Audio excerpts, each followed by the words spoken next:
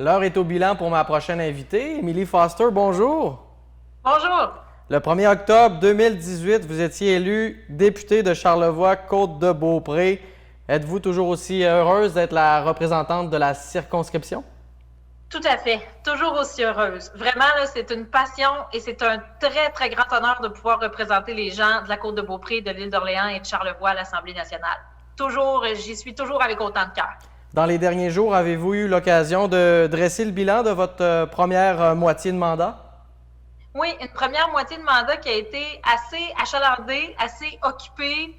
Il y avait beaucoup de dossiers. Vous savez, à mon arrivée sur la côte de Beaupré, à l'île d'Orléans, en particulier à l'île d'Orléans, là, il y avait 2 dossiers chauds. Si on commence par là, il y avait le pont de l'île, bien sûr. Il fallait revoir les échéanciers et également, il fallait s'assurer que le pont reste indépendant d'un futur troisième lien, ce qui était désiré par la majorité des gens sur l'île d'Orléans. Alors, on a pris des décisions là-dessus comme gouvernement.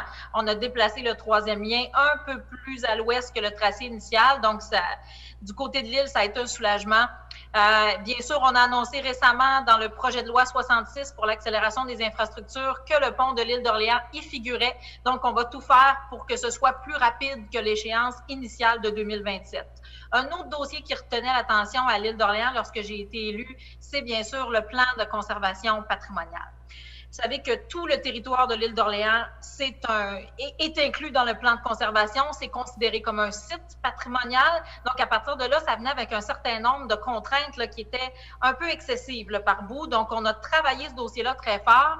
La ministre de la Culture a annoncé fin 2019 des assouplissements et aussi la création d'une table de travail avec les acteurs du milieu et les élus qui actuellement est toujours en travail. Il y a des réunions. Et croyez-moi, on veut encore là-dessus continuer le travail parce que je sais que ce n'est pas nécessairement fini et qu'il y aura besoin d'assouplissements supplémentaires. On en est conscient. Alors ça, c'est encore un des dossiers chauds. Pour ce qui est de la côte de Beaupré, bien sûr, il y avait quelques dossiers chauds qu'on pense, entre autres, au Mont-Sainte-Anne. Hein, bien sûr, il y avait le quai de Sainte-Anne également.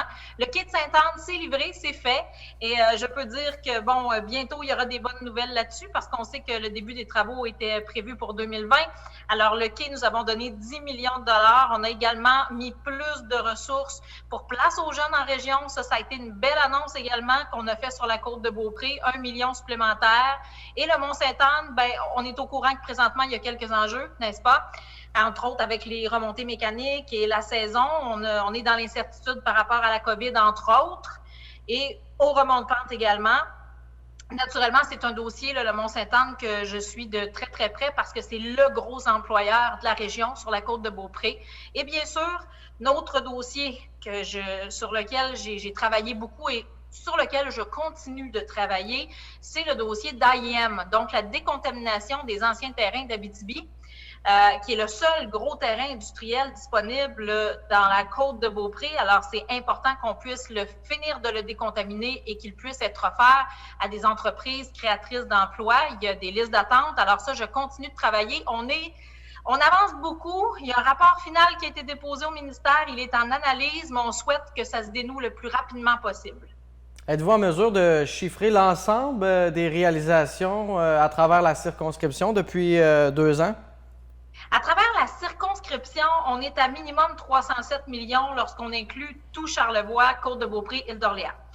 Là, le 307 inclut seulement ce que j'ai été capable d'aller chercher hors programme, ce qu'on appelle hors programme. Parce que vous savez, à toutes les années, ils rentrent de l'argent dans les circonscriptions pour ce qui est des égouts, des conduites d'eau, des routes. Ça, j'ai pas inclus ça dans le 307 millions parce que de toute façon, c'est des sommes qui arriveraient de toute façon. Alors, le 307, c'est vraiment des projets autres. Naturellement, il y a eu une grosse partie de ça qui était pour l'hôpital d'Amalbé. Alors, 255 millions.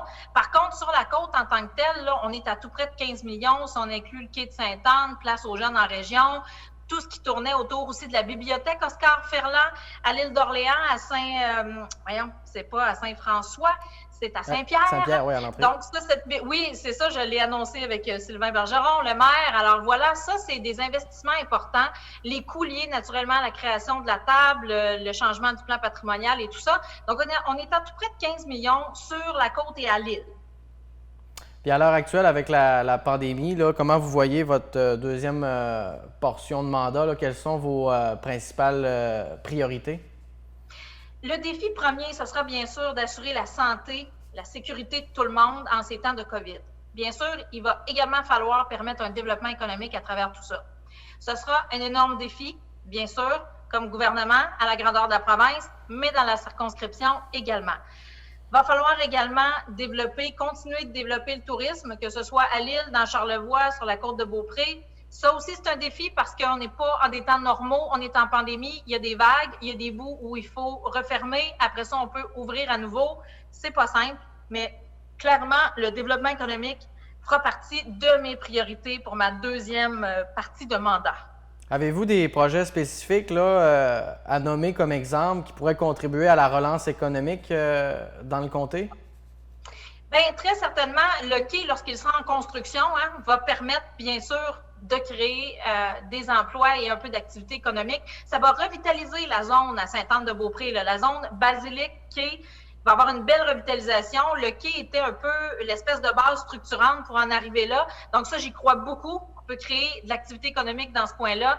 Naturellement, le pont de l'île d'Orléans, lorsqu'il tombera en construction, c'est-à-dire bientôt, d'ici 2 ans, on va pouvoir créer de l'activité économique beaucoup avec ça.